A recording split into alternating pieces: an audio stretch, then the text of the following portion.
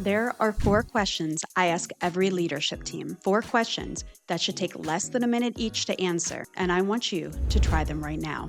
What are your business's strengths? What are your weaknesses? What are your areas of opportunity? And what are your greatest threats? If you felt a wave of uncertainty, or your answers are more feeling than fact, I want you to sit with that for a moment, because the inability to answer those 4 questions, known as SWOT, tells me more about a business than almost any dashboard or report ever could. Today, I'm going to give you the practitioner's guide to the tool that answers those questions as a living strategic instrument that keeps your business from getting caught off guard. By the end of this episode, you're going to know how to run a SWOT analysis the way a practitioner does, with the right questions, processes, and a 1-week challenge designed so you finish it. This is how you start moving from a personality decision-making to system-led strategy. Hi, I'm Summer, founder of Driven Connection. We help businesses eliminate inefficiencies that impact profitability, expansion, and people. I've performed more SWOT analysis than I can count across half a dozen industries in rooms ranging from startup founders on their first strategic plan to leadership teams at companies doing 9 figures in revenue. And what I can tell you after all of that is this: the tool is the easy part. Conversations are the hard part. Too many people think a SWOT means filling in 4 boxes, but that's only a brainstorm with good formatting. Today, I'm going to show you the difference. The leaders who dismiss the SWOT analysis as outdated are often the same ones who get surprised by a competitor or who make a resourcing decision that looks obvious in hindsight. They say SWOT is too simple, something you do in business school and then never touch again. And the data doesn't support that, and neither should you. Here's what they're doing. They're filling in boxes instead of asking better questions. They're letting the loudest voice in a room dominate instead of facilitating the real conversation. They're completing the grid and calling it a strategy when it's only the beginning. Simon Sinek talks about leaders who play an infinite game, building something that outlasts any single quarter, any single competitor, any single threat. A SWOT done well is an infinite tool game. It makes the real problems impossible to ignore. Once a problem is impossible to ignore, strategy becomes obvious. When I was working in FinTech, I developed a funny habit. I ran mini SWOTs on my projects. It's a private discipline I use to monitor the health of what I'm doing when a dashboard can't capture the data. Dashboards typically tell you what happened. A SWOT helps you see what's coming. It increases space for introspection that lets you spot a pattern, catch a detail that doesn't match, or surface a problem that the numbers haven't caught up to yet. I became excellent at reading signals that way, maybe too good. I remember one session where I was tracking a project with classic signatures of a significant delay. The dependencies were piling up. The assumptions were optimistic, but the internal friction was higher than anyone was willing to admit out loud. See, I was making a different argument entirely, but decision makers from the client and multiple vendor companies were present. And somewhere in the middle of making my point, my multi-year delay prediction slipped out. When I doubled down when someone tried to steer me down a different road because I was blinded by wanting to solve the problem right then and there. The room went quiet. Ultimately, the project was delayed by years. The pattern I'd seen in the data was real, but I learned a hard way that being right in a room at the wrong time doesn't help move the work forward. My prediction was accurate. My timing, my audience were not. What I took away from that room is something I still think about. The insights a SWOT produces are only as useful as your ability to read the room before you share them. Brené Brown's research on vulnerability in leadership applies here directly. Showing up with courage to name what you see is essential. So is knowing who is in the room when you do it. A mini SWOT became a discipline I never stopped using. The lesson about audiences I've never needed to learn twice. Let's recap. Then dive in further. SWOT stands for strengths, weaknesses, opportunities, and threats. Now let's dive in. Strengths and weaknesses are internal. They're about your business, what you control, what you're good at, and where you're leaking. Opportunities and threats are external.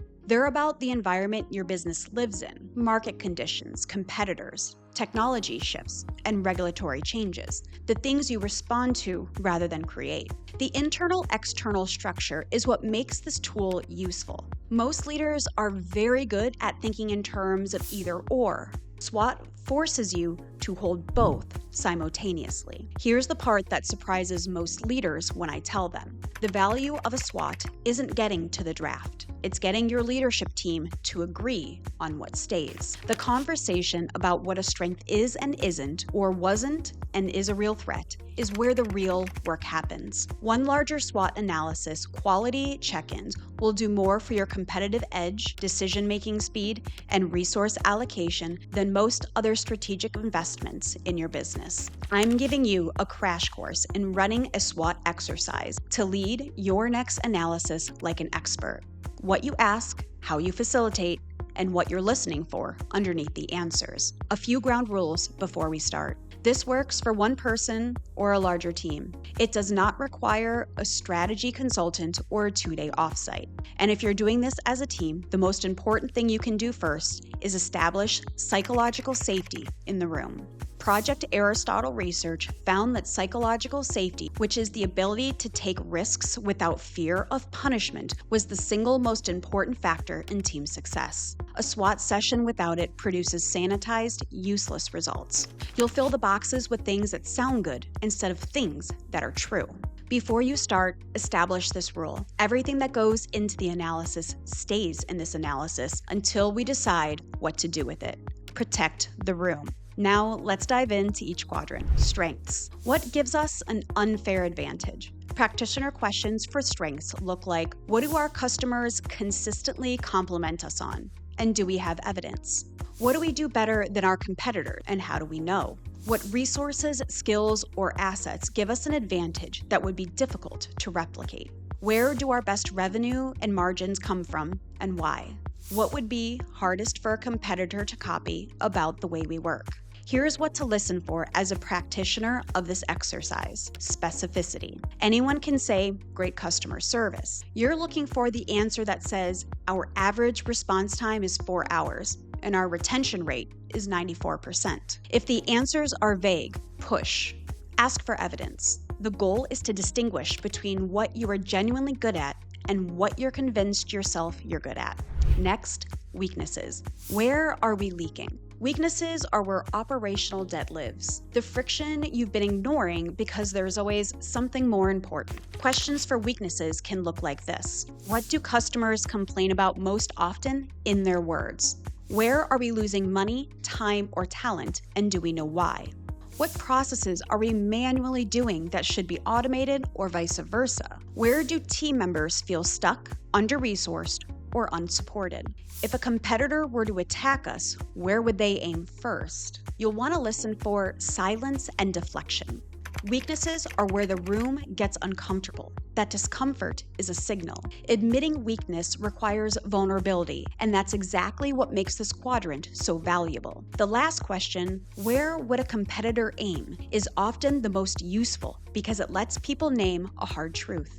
Then, opportunities. What are we not doing that we should be? The practitioner's questions for opportunities look like this. What customer needs are we aware of but not meeting? What market, technology, or industry trends could leverage in the next 12 to 24 months? Are there partnerships, alliances, or acquisitions that could accelerate our growth? What are our competitors neglecting or doing poorly that we could do better? What adjacent markets or customer segments are within reach? In this scenario, we're seeking out ideas that get dismissed too quickly. In my experience, the best opportunities surface as throwaway comments. Someone says something under their breath, and the room moves on. Slow those moments down. Ask the person to say more. The opportunity quadrant is where growth lives, but only if you're willing to hear it out before you evaluate it. And last, threats.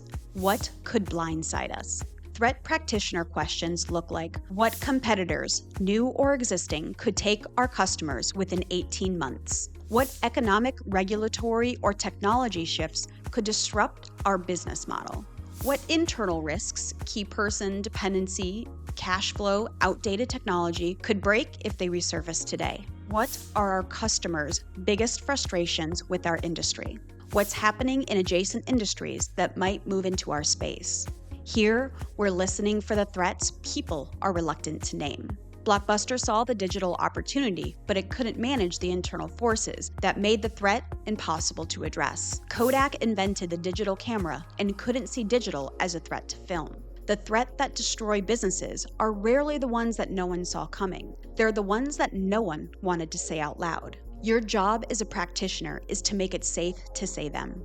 Christina Garnett, CX strategist and author of Transforming Customer Brand Relationships, makes a point worth carrying into the threats quadrant. Customer experience problems are almost always operational problems in disguise. When you ask customers what frustrates them, you're uncovering internal weaknesses and missed opportunities that haven't been named anywhere else in the business. Whether you're running this alone or with a team, there are real trade-offs worth naming before you start.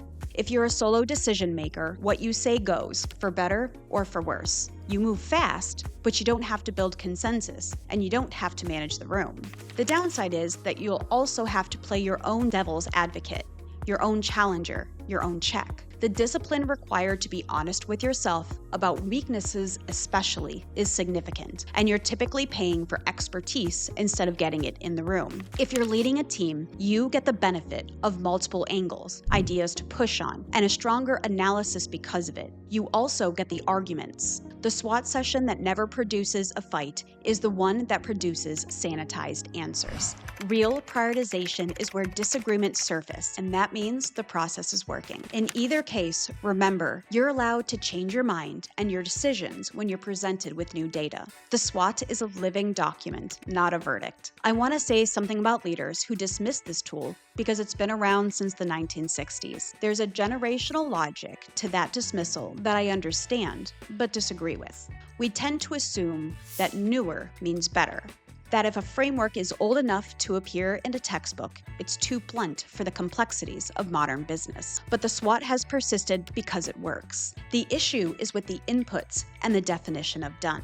What I find interesting is that the younger leaders coming up right now are some of the best practitioners of the SWOT mindset. They don't accept that's how it's always been done as a strategic position. They look at the industry from multiple angles before they commit.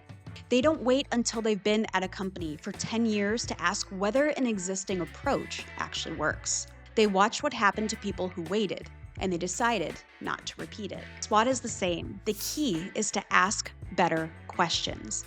This is about seeing clearly first if you're ready to implement. Here is how to run your SWOT in 1 week without turning it into a project that never gets done. Day 1, set up the schedule. Block 2 focused hours somewhere in the week. If you're doing this with a team of 2 or more, send the SWOT questions in advance. Ask everyone to sit with their answers. You want the thinking to start before the session, not in it. Day 2 and 3 is for individual reflection. Each person, on their own, writes down their honest answers to the practitioner questions for each quadrant. The goal here is raw material, not consensus. If you're solo, these are your 2 days of thinking. Use your actual data, customer feedback, financials, support tickets, retention numbers. Not what you remember, what's written down. Day 4, the session. Bring it into the room.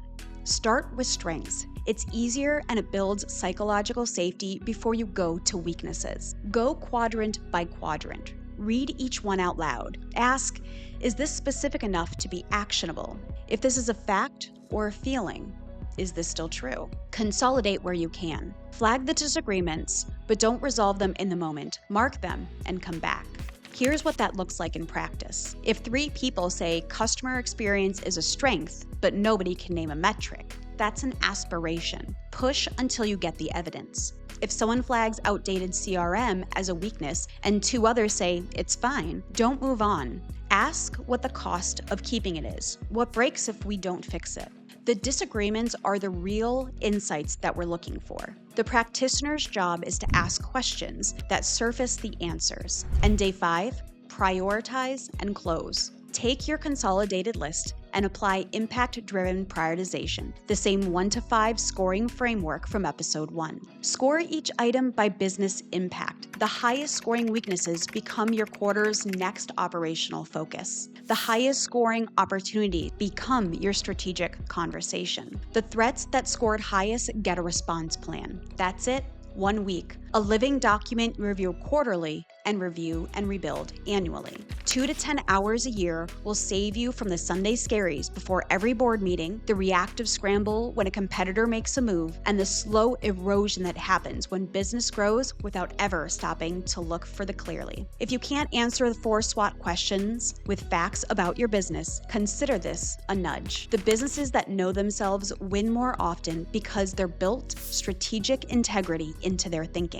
They've thought through the threats and named the weaknesses and identified the opportunities they're moving forward. When something changes in the market, they're updating an existing picture. Tell us in the comments, which of the 4 quadrants do you find hardest to answer honestly? We'd be curious to know where your friction is living. You're learning, you're growing, and you're building a business that's unstoppable. I'm Summer Ames Prodan, and we'll see you on the next installment of Driven Growth.